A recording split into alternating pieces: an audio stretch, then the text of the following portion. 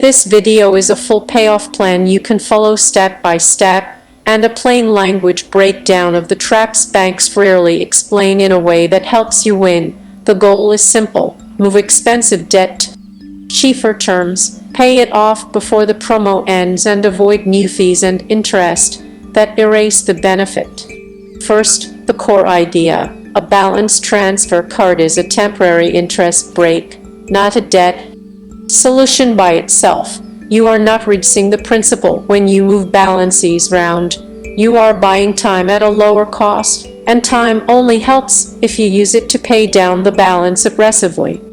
Now, to find the target, you are looking for the cheapest total cost to eliminate the debt, not the purchased headline rate.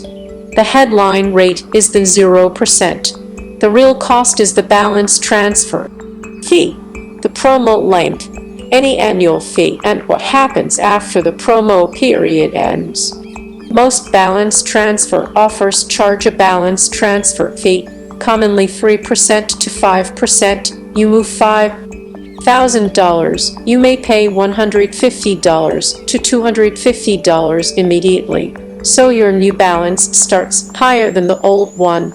0% APR does not mean zero cost. That does not make it bad, it just means you must do the math. The question is whether the fee is lower than the interest you would have paid on the old card while you pay it off. For many people it is, especially if the old card is charging a high rate, but you should calculate it. Here is a simple way to decide. Estimate how long it will take you to pay off the balance with your planned payment. Estimate the interest you would pay if you did not transfer. Then compare that interest to the transfer fee. If the fee is clearly lower, and you are confident you can pay it off within the promo period, the transfer can be a strong move. Next, choose the right promo length. Longer is usually safer, because life happens, but longer is only better if you stay disciplined, because the longer the runway, the easier it is to drift, and drifting is how people end up at the end of the promo period with most of the balance still there. So, before you apply for anything, build the payoff plan. You need 3 numbers: the total debt you plan to transfer, the promo length in months, and the fixed monthly payment you will commit to. The plan is a straight line. Total balance divided by promo months equals required monthly payment, and you treat that payment like rent. It is non-negotiable. If you transfer $6,000 to a card with a 15-month promo, your baseline payment is $400 per month. If there is a transfer fee added to the balance, if the fee is 4%, that is $240. Now you are really paying off $6,240. The required payment becomes $416 per month, and that is before you consider the minimum payment structure, because minimum payments can trick you into paying far less than you need. This leads to the first major trap. Minimum payments are designed to keep you in debt longer, even at 0%. The minimum payment often starts at 1% to 3% of the balance. That can be far below the payment required to clear the balance before the promo ends. If you only pay the minimum, you can easily arrive at month 15 with a huge balance left, and then the interest rate jumps. So the rule is this: ignore the minimum payment, pay the planned payment, set it on auto-pay, and schedule it a few days after each paycheck so cash flow is stable. Second trap: the promo rate is conditional. Many offers require that you make every payment on time. One late payment can trigger penalty APR or end the promo treatment. Terms vary, but the risk is real. This is why auto-pay is not optional. Set auto-pay for at least the minimum payment as a backstop, and then manually pay the full plan payment, or set auto-pay for the plan payment if the issuer allows it. Third trap: the promo window may start immediately, not when you receive the card. Sometimes it begins the day your account is opened, and balance transfers can take time to process if the transfer takes 2 weeks and your promo clock is ticking. You have already lost days, so do the transfer as soon as the account is active. And keep making payments on the old card until the transfer posts, because if you stop paying and the transfer is delayed, you can get hit with late fees and interest on the original card. Fourth track, not every transaction gets 0%. There are different buckets: purchases, balance transfers, and cash advances, and the promo may apply only to transfers, while purchases may accrue interest immediately. Also, some issuers apply payments in a way that can disadvantage you, especially if you have multiple balances at different rates. The safest approach is simple.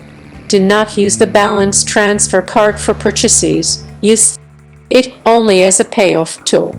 That single behavior avoids a whole category of mistakes, because if you put new purchases on the card, you may lose your grace period.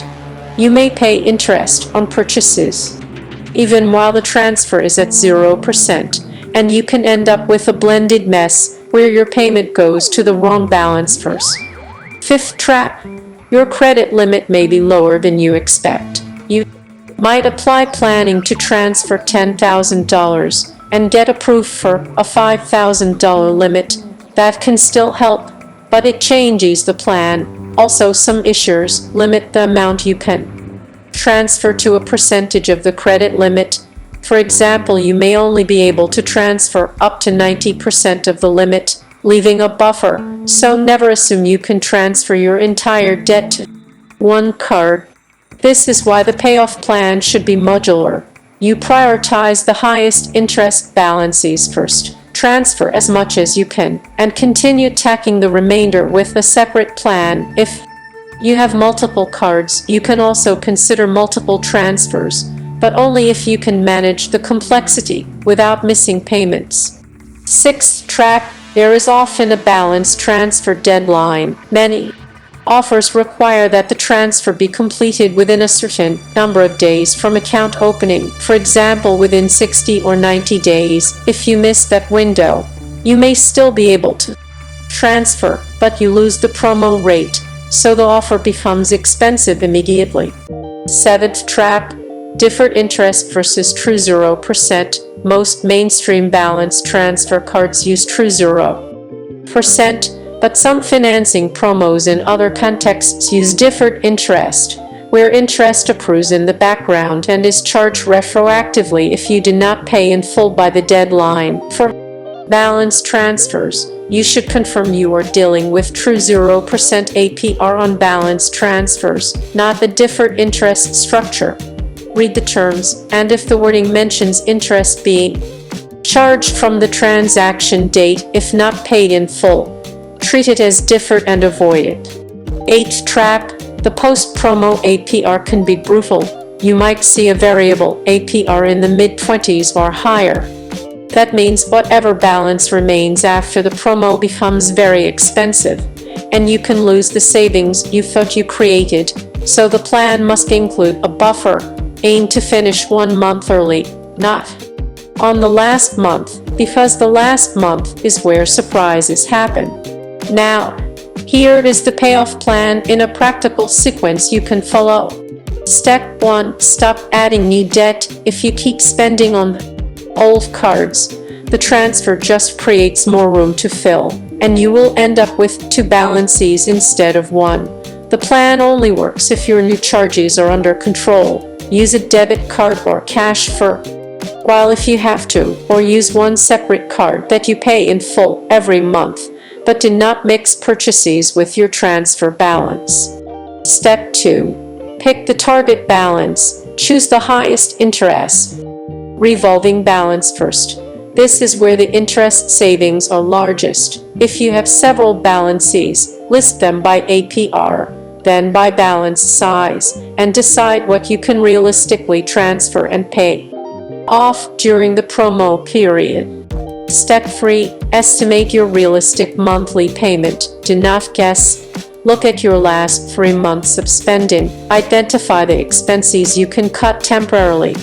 Subscriptions, eating out, impulse buys then redirect that money. The transfer is a sprint. You can tolerate discomfort for 12 to 18 months, far more than you can tolerate years of compounding interest. Step 4. Calculate the required payment. Total transferred balance plus fee divided by promo months. Then add a safety buffer. Even $20 to $50 per month can create breathing room. The buffer reduces the chance you finish late, and it makes the plan resilient to a month where expenses spike. Step 5. Apply strategically. Do not shotgun multiple applications at once without a plan, because each application can impact your credit profile, and you could end up with several new accounts you cannot manage. Ideally, you select one strong candidate card, apply, and if approved with a sufficient limit, you proceed. If the limit is insufficient, you adjust, possibly with a second card only if needed. Step 6. Transfer immediately. Request a transfer as soon as your account is open. Provide accurate account numbers and confirm whether the transfer is done as a direct payment to the other issuer or as a check to you. Direct payment is generally safer because it reduces the risk of mishandling the funds. Step 7. Keep paying the old card until the transfer posts and monitor both accounts. Once the transfer posts, confirm the old balance decreased as expected, and then do not close the